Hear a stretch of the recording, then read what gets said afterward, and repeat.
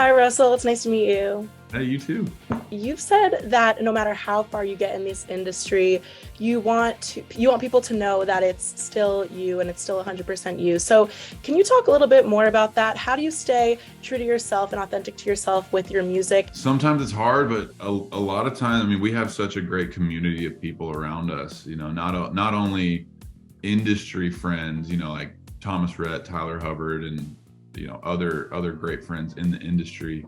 But we have our college friends. Like we're still best friends with all the people that we went to college with when we had nothing, and when we were broke, and I was begging to play shows. Like we still have those people in our lives, and I think that they're the ones that kind of keep us grounded and keep us on the same path. It's like once you start to stray, like you can feel it get weird, or if it's, I don't know, not that we like have changed or anything, but it's like it's more so them, or like it's refreshing to see that you haven't changed.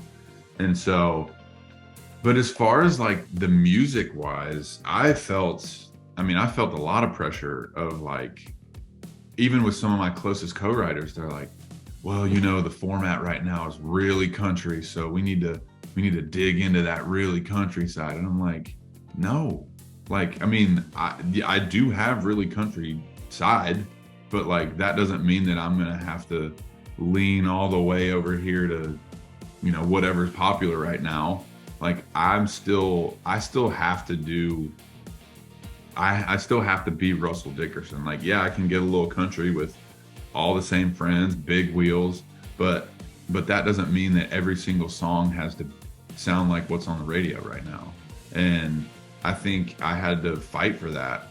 I had to fight against this whole big, the format is really country right now. And I'm like, cool, good for them. Like, that's it. Like, I'm still gonna put out, and that's, I feel like, even to go back to the first question, that's even more of like putting my foot down, planting my flag of Russell Dickerson. The self-titled album is like, I'm not trying to fit into any format.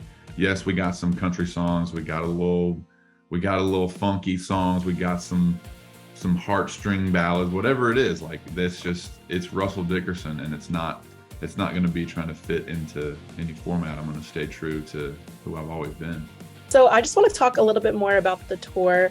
Obviously, you have these new songs out with, Cheat Codes and Jake Scott. So, are you planning on bringing them on tour? And also, what can fans expect from this show?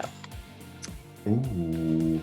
I'm not going to be bringing them on tour, but whenever we're in the neighborhood. So last night, Jake Scott played in Nashville, so I hopped up on stage with him for She Likes It.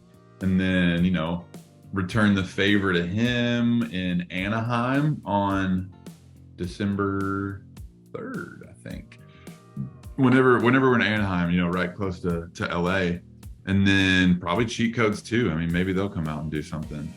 But yeah, it's cool to have those collaborations to tap into whenever the paths cross. But yeah, it's that is the answer to that question. What was the second part? Just, what can fans expect from the show?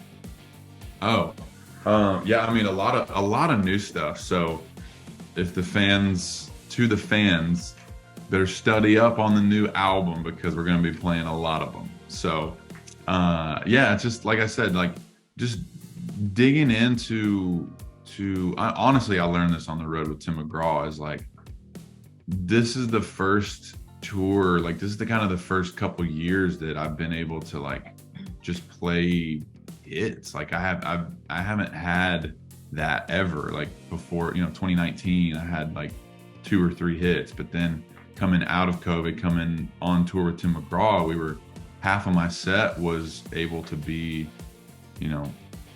hit songs, that's never happened. So really leaning into that and not having to like beg the crowd to get involved. Like, they're there, they bought the tickets, the shows are selling out, they're there to see it, and just like really just kind of stick those moments of even like starting with Blame It On Being Young, maybe. I don't know if we're going to do that, but like, I don't have to come out of the gate swinging with a big confetti cannon and glitter everywhere. It's like, no, it's like, just play the song, dig into those vulnerable moments.